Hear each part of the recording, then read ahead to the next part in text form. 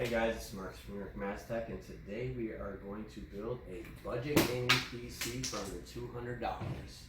Picked up some random parts, including this DIYPC case, and we're going to throw it all together and see what she can do. Hopefully play League of Legends. Stay tuned.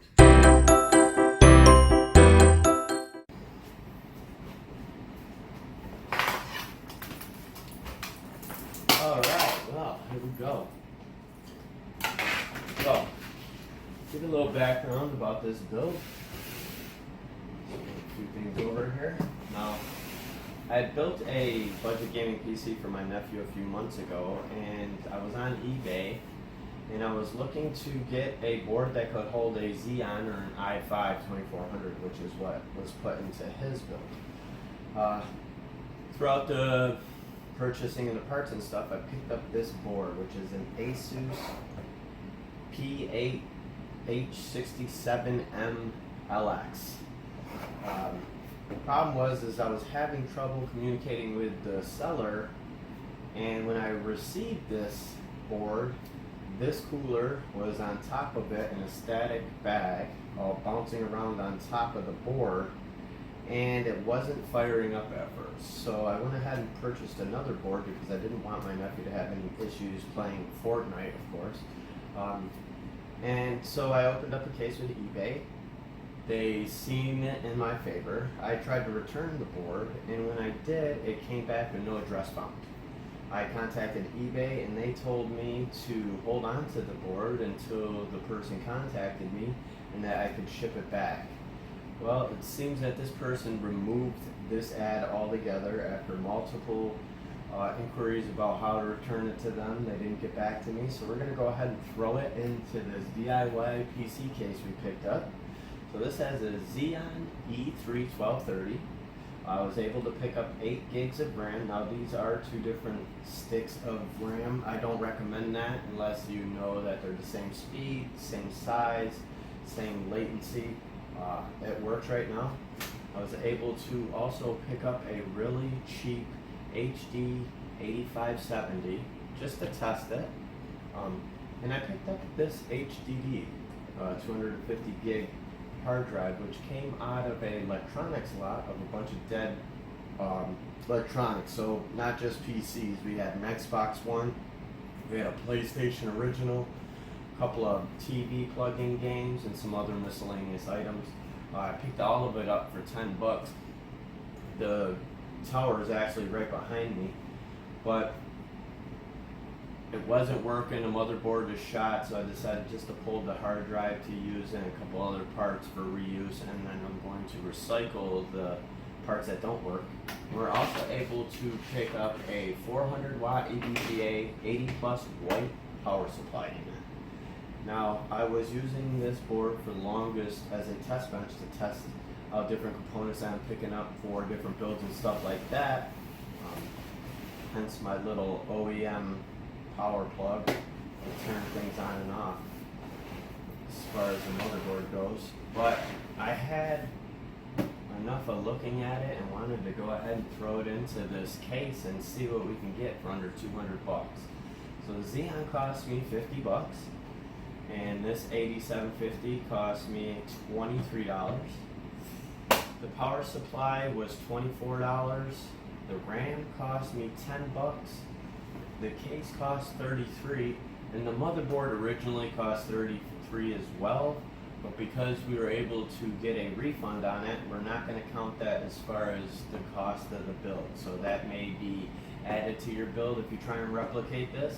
Also, I would suggest picking up a way better graphics card, possibly a 1050 Ti, a 1066 gigabyte, or even an RX 580, but you may have bottleneck issues with that, which if you don't know what a bottleneck is, go ahead and Google it.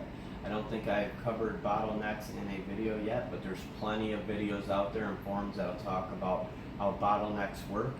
So for a really brief description, when the processor and the graphics card are put together, a bottleneck comes when one is restricting the other. So if the processor is too powerful for the graphics card, then the graphics card is going to bottleneck, and vice versa if the graphics card is too strong for the processor, it'll go ahead and bottleneck the processor, which means basically it will max out its power. It won't be able to push anymore, and we could have lags, or you won't have the performance you're looking for. So we're going to go ahead and throw this together, and then we'll fire it up and see if it works.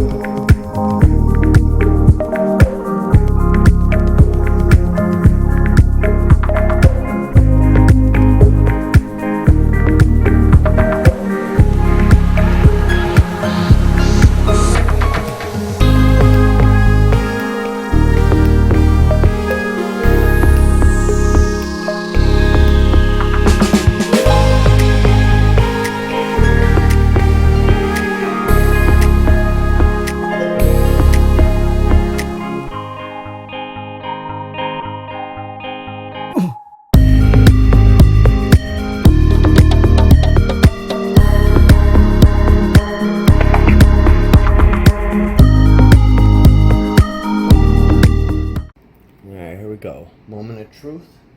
There are some caveats. There's no backplate on this PC. I have to order it. Our graphics card that we originally wanted to put in there, the 8750, the backplate's too small on this. I'll have to find another one or order one, or just buy a new graphics card. Which would probably be the smartest move, because it wouldn't fit on the back. So we threw another HD 7450 in there, which is an older model, 1 gig. We did do some cable management, but we'll have to tighten it up in the back. But this is it. Let's see what happens.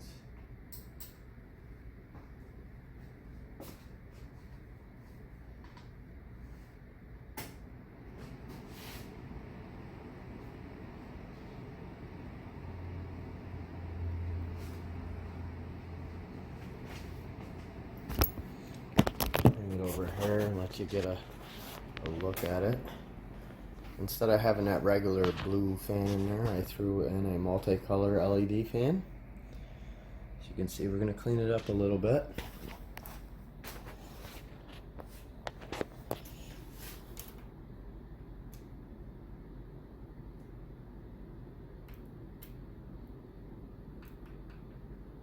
And of course, our monitor is giving us an issue right now,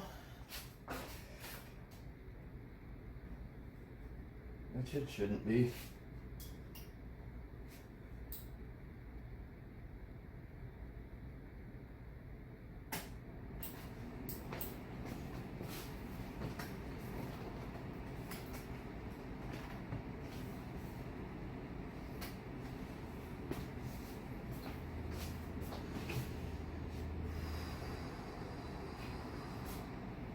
There we go. Just needed to be tightened up, I guess. And here you have it, folks. Now if we're to throw on that side panel,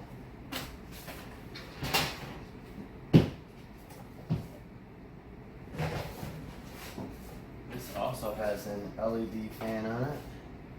I'm not sure that I want to do that. I mean, we could, but it's just taking up a lot of space. We're gonna go plug it in just so you can take a look at it really quick. Alright, so we went ahead and plugged in the side fan for you. So take a look at that.